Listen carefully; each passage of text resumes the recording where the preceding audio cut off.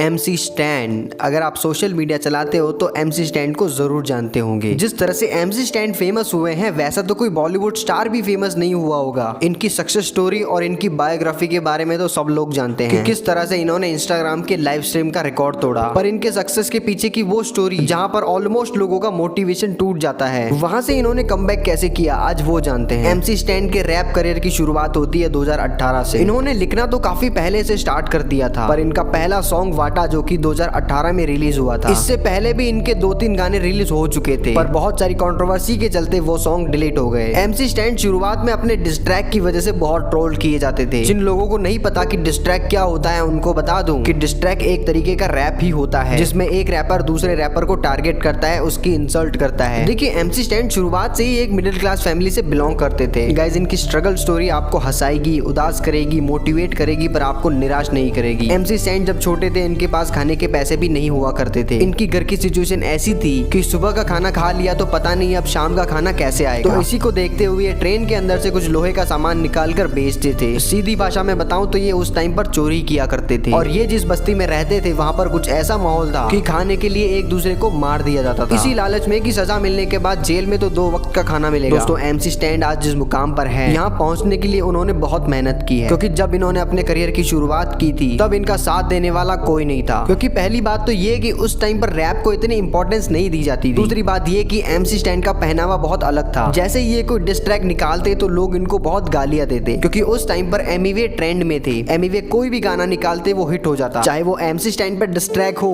या किसी और रैपर पर डिस ट्रैक हो। MC स्टैन ने रैप लिखना तो 6th क्लास से ही शुरू कर दिया था। उनका पहला लिखा हुआ गाना था बलती पब्लिक। इस सॉन्ग का वीडियो भी बनाया गया था, पर कुछ रीजन की वजह से इसे हटा दिया गया। MC स्टैन अपने रैप को इम्प्रूव करने के लिए साइफर में भी जाया करते थे। जिन लोगों को ये नहीं पता कि साइफर क्या होता है, साइफर एक तरह का रैपर का ग्रुप होता है जहाँ पर रैपर और कुछ बीट बॉक्सर भी होते हैं जो उसमें परफॉर्म करते हैं। एक बार MC स्टैन भी साइफर में गए हुए थे और वहाँ पर एमिवे बंटाई भी आए हुए थे। तो वहीं साइफर के दौरान एमिवे और उनके साथियों ने MC स्टैन पर हंस दिया था, या MC स्टैन को ऐसा लगा होगा कि मुझ पर हंस रहे हैं। तो इसी को देखते हुए MC स्टैन ने एमिवे पर डिस्ट्रैक निकाल दिया। उस टाइम उस डिस्ट्रैक की वजह से MC स्टैन को बहुत हेट मिला। उसका पहला रीजन ये था कि उस टाइम एमिवे की फैन फॉलोइंग बहुत ज्यादा थी, और उनका दूसरा रीजन ये था कि MC स्टैन का लुक पूरा अलग था और रैप इंडस्ट्री में वो नए नए ही थे। तो इस डिस्ट्रैक को देखते हुए एमिवे बंटाई ने भी MC स्टैन पर डिस्ट्रैक निकाल दिया। और वो कुल्फी रैपर का नाम क्या है?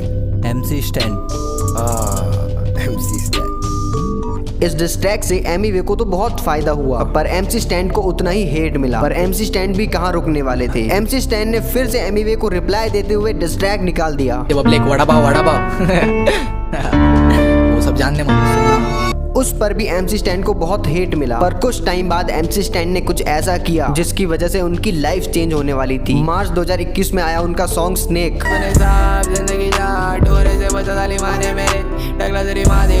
शुरुआत में इस गाने को ज्यादा रिस्पांस नहीं मिला, बट बाद में धीरे धीरे लोगों को ये गाना समझ आने लगा और फिर ये गाना हो गया वायरल। और धीरे धीरे MC स्टैन के सारे हेटर फैंस में बदलने लगे। और जब वो बिग बॉस में आए थे तो तब लोगों को उनका स्टाइल बहुत अच्छा लगा, और भी कई सारी चीजें जो लोगों को बहुत पसंद आई, और MC स्टैन को बिग बॉस की ट्रॉफी भी जितवा दी। और MC स्टैन आज करोड़ों लोगों के दिल पर राज करते हैं। अगर आप भी MC स्टैन के फैन हो तो